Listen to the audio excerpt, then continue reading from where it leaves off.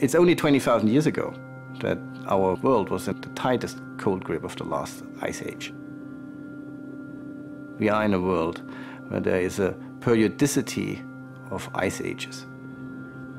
It's actually more frequent we are in ice ages than we are not.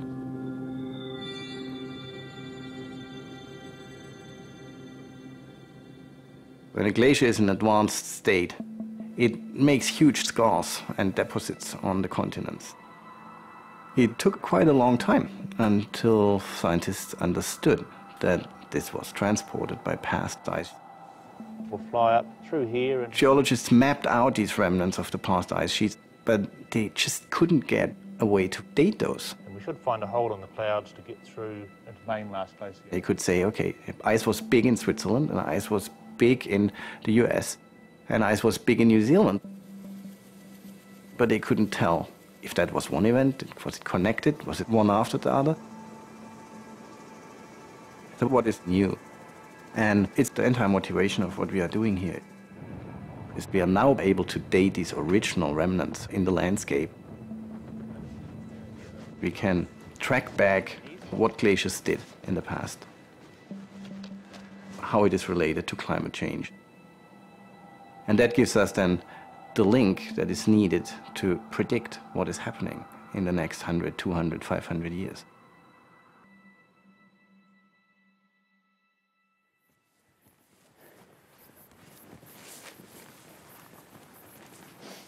Well, first of all, the reason why we're here is that we want to pinpoint the decisive moment in Earth's history, particularly New Zealand's climate history, when when the climate warmed out of ice age conditions. That's the last glacial termination.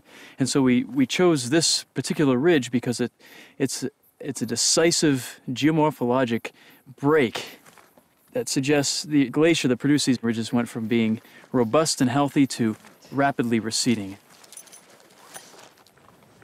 These deposits have been recognized all over the planet, but it's been very difficult to date these deposits.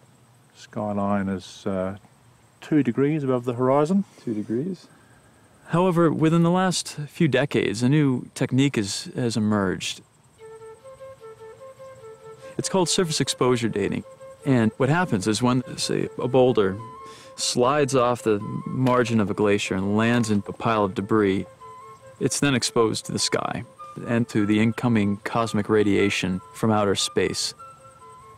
And these particles associated with cosmic rays come and bombard the atoms that make up quartz in rock. In this instance, they blast apart silicon and oxygen to create something we call beryllium-10. And beryllium-10 builds up in the surface of the rock over time.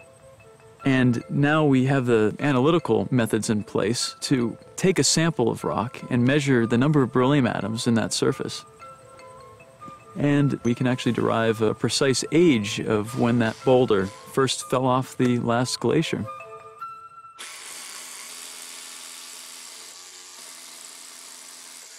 Instead of hammering and chiseling, we use a small charge to fracture the rock and dislocate it from the overall boulder.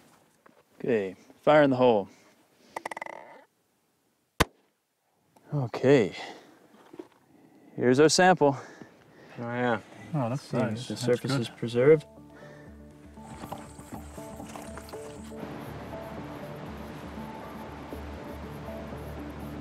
Nice quartz veins in that rock.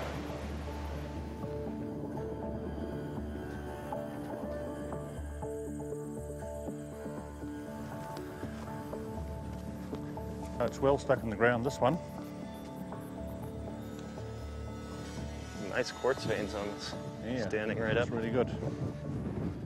The boulders here represent a late stage resurgence of the glacier of this valley at near the end of the last ice age. So it's the last gasp of the ice age, if you like.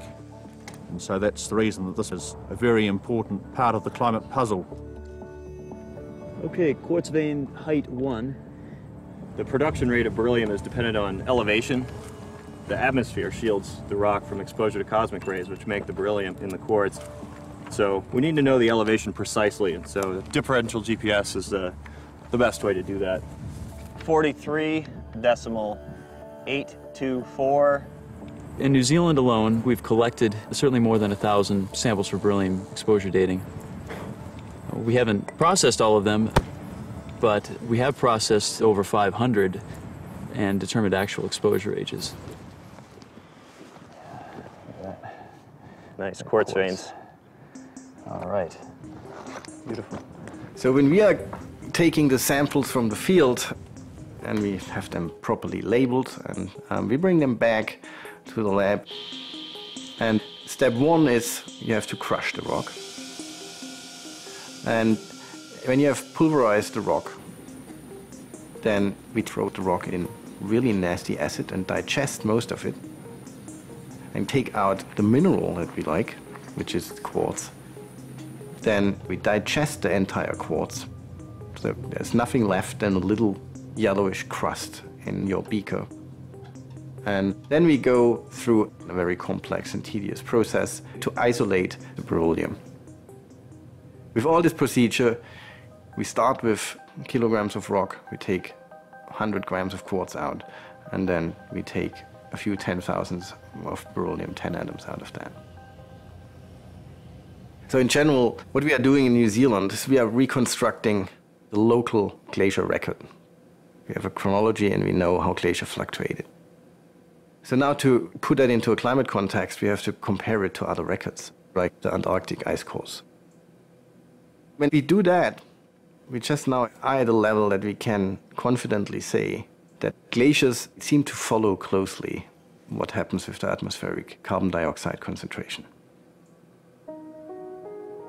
Throughout our glacial chronologies, whenever the CO2 started to rise, the glaciers in New Zealand started to retreat.